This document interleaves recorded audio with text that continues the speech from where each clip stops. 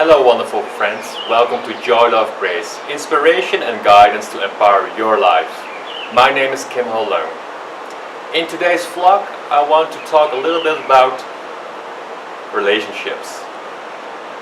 I remember a dear friend of us asked Fleur and I on how we nourish our relationship. Great question, of course. And this question became relevant again last week. It was on the birthday of my youngest daughter, Faye, and it was such a wonderful day. I felt a lot of joy, and at the same time there was a lot of noise going on in my head. I wasn't present during that day. I was constantly going from joy towards noise. I had all kinds of blockages in my head, and of course Fleur noticed that immediately.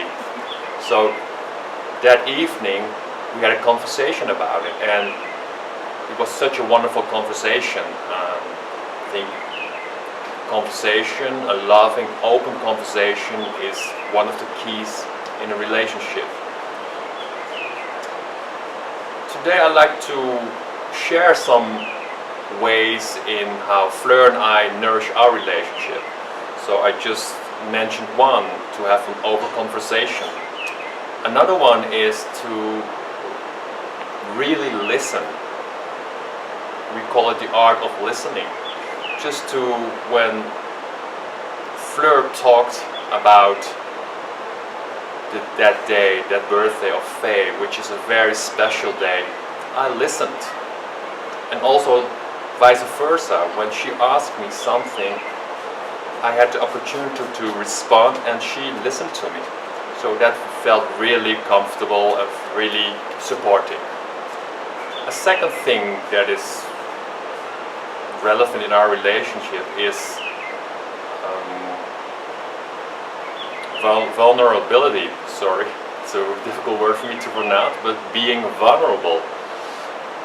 When we just sit there, there's such a space of safety, such a space of love, and I can open up my heart. So to be vulnerable, to let Fleur see what's going on inside of me, and also the other way around. So being vulnerable is one of the key points in our relationship. Another point is that we sometimes allow ourselves just to sit next to each other, to hold each other's hands, to give each other a hug, touch each other, and be silent at that time. Because right now I'm talking, there are a lot of words going on, and sometimes it's so good to let the silence speak.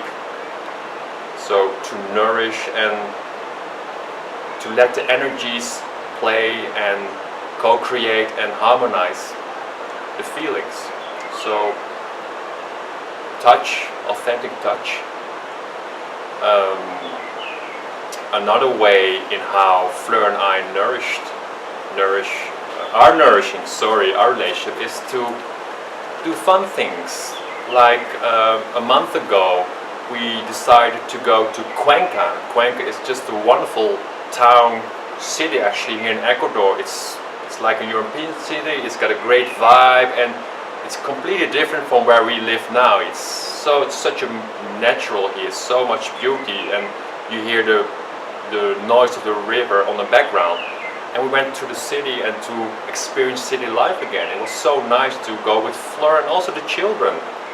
Of course the children, because we are a tribe, and we just went there for maybe 3 days and 2 nights, and when we came back it was so revitalizing to go to the city, to make a trip, and to look at other beautiful things. So that was very nourishing as well. So, and yeah, it's a great question. So now I'm talking about the relationship I have with Fleur, but of course you can look at different relationships with your children, for example, or with your parents, or with close friends. How does your relationship with them look like? So something to think of. Now it's your turn. How do you nourish your relationships with your loved ones? Please share your comments underneath this video. We look forward to reading them. If you like this content and like to share it with your friends and your networks. Sign up for weekly free updates and inspiration. Thank you for now. Thank you for your time and dedication. And see you next time. Namaste.